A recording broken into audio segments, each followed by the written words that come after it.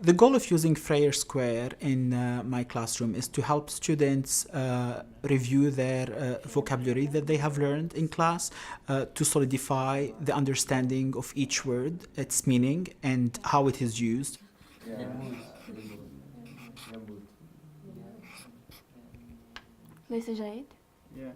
Frayer Square is very helpful because it also speaks to different teaching approaches. It combines the visual and the verbal. And the word. And the word plastic. The Frayer Square has 4 squares that students need to fill out.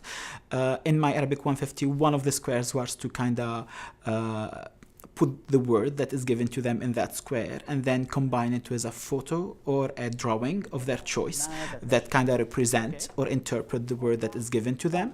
And then the third square was to write a definition about the word and then use the word in context in a sentence. واحد في أسرة أو والد. Okay? Sentence.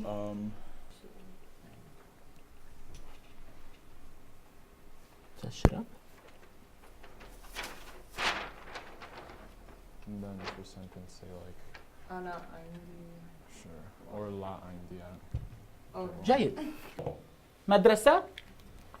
واضح ما معنى مدرسة؟ My recommendations for the teachers who would like to use Frayer Square in their classroom is first to model one word for the students so they can understand the different parts that come to play so that they can complete the 4 squares.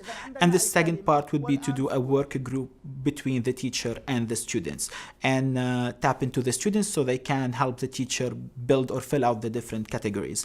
And once the teacher feels that the students have really understood all the different parts and know the process in place, then you can ask them to do it individually or in a group. هل هذه أنت في الصورة يا زين؟ هذه أنت؟ ممتاز. طيب. هي مفردات. ما الكلمة؟ ما الكلمة؟ كلمات. هي الكلمات مشكلة والضاد هو الحل. ممتاز.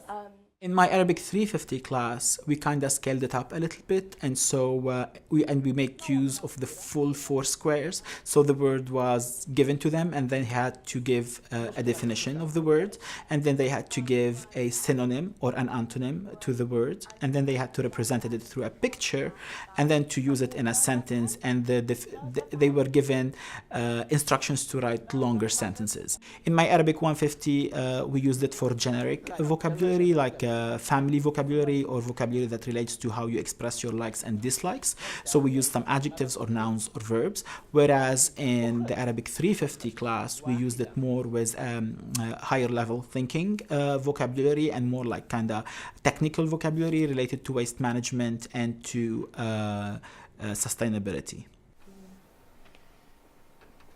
I think the Frayer Square is a really great activity because it breaks down what the word is, what the definition is, a picture that can resemble it, and a definition for it, and a sentence for it. The Frayer Square activity is really interesting because it's helping you associate all of the different vocabulary that you've learned, and so it helps you pull together things that you've learned in past sections and in present ones, and help you make all those associations that you can use later on.